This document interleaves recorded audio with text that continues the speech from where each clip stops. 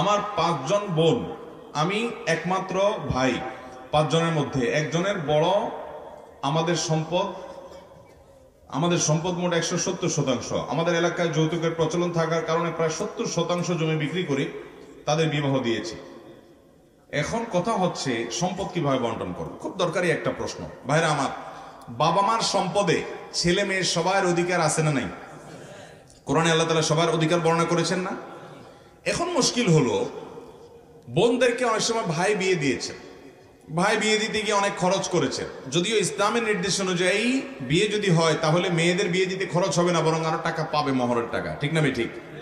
আমাদের দেশের সিস্টেম এমন উল্টাইছি আমরা যে মেয়ে বিয়ে দিতে হলে বেচারার আরো টাকা খরচ করতে হয়। আমার দেশে প্রায় শোনা যায় যে কোন কন্যা দায়গ্রস্ত পিতা তিনি এসে সহযোগিতা চাচ্ছেন, আমার মেয়েটা বিয়ে দেবো, একটু সাহায্য করেন।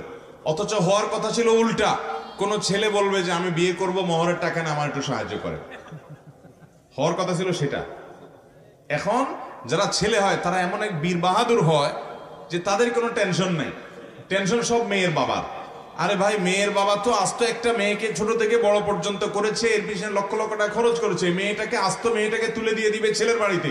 এই ছেলে এই মেয়ে নিতে হলে অনেক মূল্য দিতে হবে, তাকে ওয়ালিমা খাওয়াতে হবে, তাকে মোহর পরিশোধ করতে হবে, মেয়ের বিয়ের বাজার করতে হবে, শ্বশুর বাড়িতে মিষ্টি নিতে হবে, তার অনেক কাজ আছে, খরচ আছে।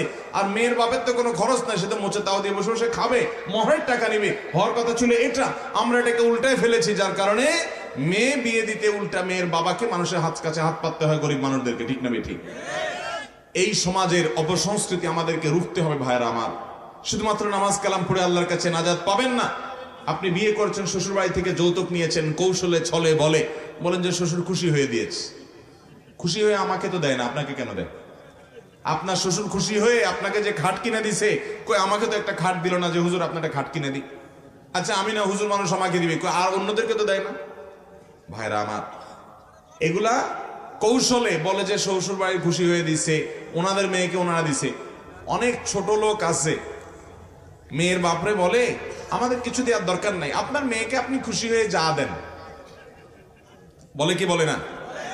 আপনার মেয়েকে আপনি খুশি হয়ে যা দেন। আরে ভাই, আমার মেয়েকে আমি খুশি হয়ে কি দেব না, তোমার মাথা ব্যথা কেন এটা নিয়ে? লক্ষণ খারাপ। যে সমস্ত অমানুষ, যে সমস্ত ছোট লোক, অনেক নামাজি কালায় মানুষ আছে, এই লম্বা দাড়ি, মাথায় টুপি আছে, ভালো করে শুনে রাখেন।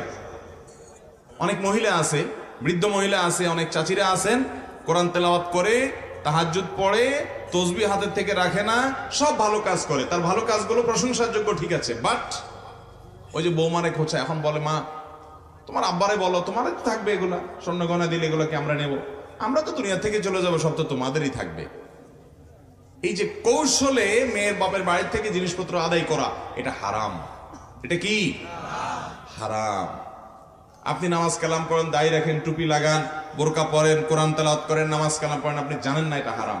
যৌতুক নেওয়া হালাল না হারাম? মেয়ের বাবা যদি মেয়েকে খুশি হয়ে কিছু দিতে চায়, এটা তার ব্যাপার। আপনি যদি কৌশলে খোঁচাখুচি করেন, বেশিরভাগ পরিবারে খোঁচাখুচি করে, আশেপাশে মহিলারা বলে তো বৌমা বাবার বাড়ি থেকে তোমার কি দিছে? তোমার বাপেরা কিছু দেয় নাই। আরে, আবার অনেক ছোট লোক আছে, মেয়েদেরকে কতভাবে কষ্ট দেয়, বলে যে তোমার বাপ ভাইরা একটু ফোনও দেয় না, আরে একটু আসেও না, তারা খোঁজ খবরও নেয় না।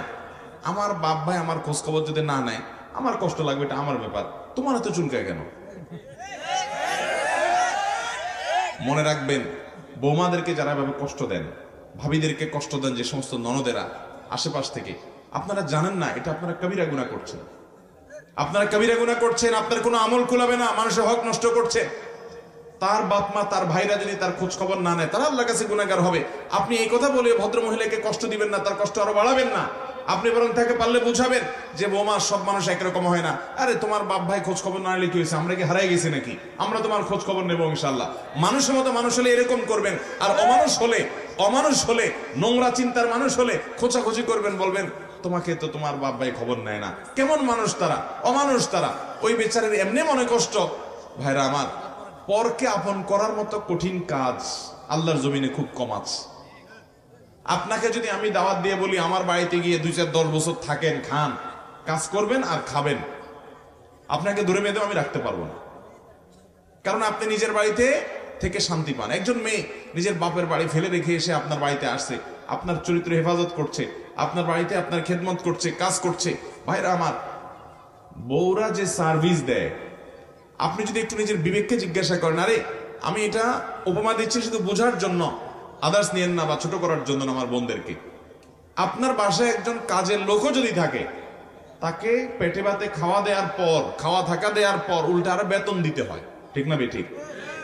আপনার বউ আপনার যত সার্ভিস দিচ্ছে, আরে আপনার যে চরিত্রটা হেফাজত করছে, এটার মূল্য আপনি কিছু দিয়ে পরিশোধ করতে পারবেন কিনা? এরপরে আপনার বাসায় 24 ঘন্টা সে থাকছে, আপনার ছেলে মেয়েগুলো মানুষ করছে, তাদেরকে দুধ দিচ্ছে, দুধ পান করাচ্ছে, তাদেরকে গর্ভে ধারণ করছে, আপনার কাজ কাম করে দিচ্ছে, আপনার হেল্প করছে, আপনার মেন্টাল রিফ্রেশমেন্টের মাধ্যম হচ্ছে, আপনাকে প্রশান্তি দিচ্ছে যে আপনি বাহিরে নিরিবিলি কাজ করতে পারছেন, এত কিছু করছে।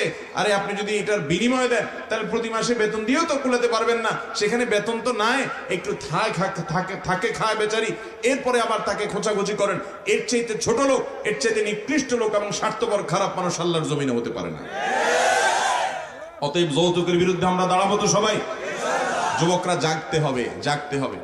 মুশকিল হলো আপনারা এগুলা বলতে গেলে মুরব্বীরা বলবে, দেখছো এই যুবক এখনই আজকালকার কি কলিকালা আসছে, শুধু শ্বশুরবাড়ির দিকে টানে, বইয়ের দিকে টানে, বলবে ঠিক না? বলুক সবাই। আমি ন্যায়ের উপরে থাকলে কে কি বললো এইসব পরোয়া করার টাইম। যুবকরা জাগবেন তো ইনশাআল্লাহ। মুরব্বীরাও আল্লাহকে ভয় করেন, খবরদার। বৌমাকে নিজের মেয়ের মতো দেখবেন এবং তাকে আপন করবেন, তাদেরকে কষ্ট দিবেন না, শ্বশুরবাড়ি থেকে যৌতুক আদায় করবেন। এবার মূল প্রশ্নে আসি। দুঃখজনক সেজন্য কথাগুলো বললাম যে ভাই বোনকে বিয়ে দিতে অনেক টাকা পয়সা খরচ করা লাগে। ইন্ডিয়ানদের মধ্যে, ইন্ডিয়ান কোন কোন এলাকাতে অনেক এই অভ্যাসটা, এই আপনার বদ অভ্যাসটা এবং এই বদ কালচারটা অনেক শক্তভাবে গেঁথে আছে, গেড়ে আছে।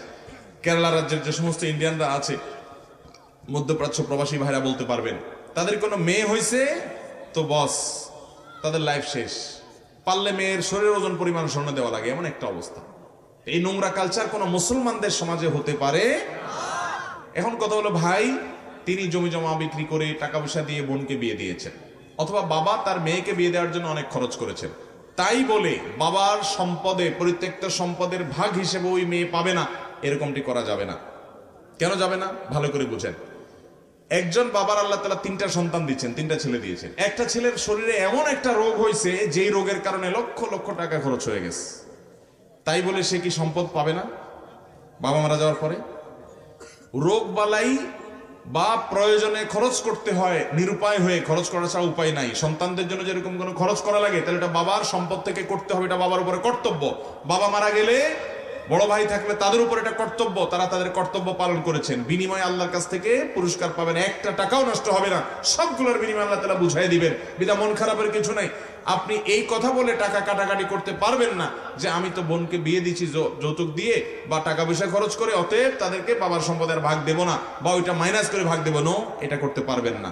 কারণ ওই যে একটা ছেলের অসুখ হলে তাকে যে সম্পদ থেকে বঞ্চিত করবেন সে সুযোগ নাই, তার জন্য যে খরচ করেছেন, তার অসুখ হয়েছে সেজন্য করেছেন, কিন্তু তাই বলে ওইটা কাটাকাটি করা যাবে, সম্পদের ভাগ ঠিকই দিতে হবে। তবে হ্যাঁ, বোনদের মধ্যে এই মানবতা থাকা উচিত যে আমার ভাই, তার হয়তো আমার কিছু নাই, যা আছে সেখান থেকে আমার জন্য সব খরচ করছে, এখন আবার বাবার সম্পদে আমি যদি সমান ভাগ তার কাছ থেকে পুরোটা নিতে চাই, তাহলে ভাই কষ্টে পড়বে। আল্লাহ হয়তো আমাকে একটু ভালো রেখেছেন, তখন বোনদের মানবিক দায়িত্ব, ঠিক আছে বাবার সম্পদে আমার এতটুকু পাওনা হয়েছে, কিন্তু ভাই আপনি যা করছেন সেটা তো আমি কখনো শোধ করতে পারবো না, আমি এখান থেকে খুশি হয়ে আপনাকে এতটুকু ছেড়ে দিলাম, অথবা আমি এটা নিলাম না, বা আমি এতটুকু নিলাম, বাকিটা আপনাকে দিয়ে দিলাম। এটুকু বোনদের খেয়াল করা উচিত। বোনরা অনেক সময় এগুলো খেয়াল করেন না। অনেক ভাইরা আছেন খাটতে খাটতে খাটতে খাটতে শেষ। একটা কথা আছে বাংলায়, উপকারী গাছ, উপকারী গাছের, যেসব ভাইরা অমানুষ তারা অমানুষই থাকে, আর যারা মানুষ ভাই বোনদের জন্য, সংসারের জন্য জীবন শেষ করে ফেলে, ভাই বোনরা পর্যন্ত তাদের দিকে একটু মায়াটাও, তারা মন খারাপ করবেন না ভাইরা, কেউ মায়া করার দরকার নেই। আপনার প্রতিটি ভালো কাজের বিনিময় আহকামুল হাকিমিন দিবেন। চুল পরিমাণ আপনার কোনো পরিশ্রম বৃথা যাবে না যদি আপনি আল্লাহকে খুশি করার জন্য দেন।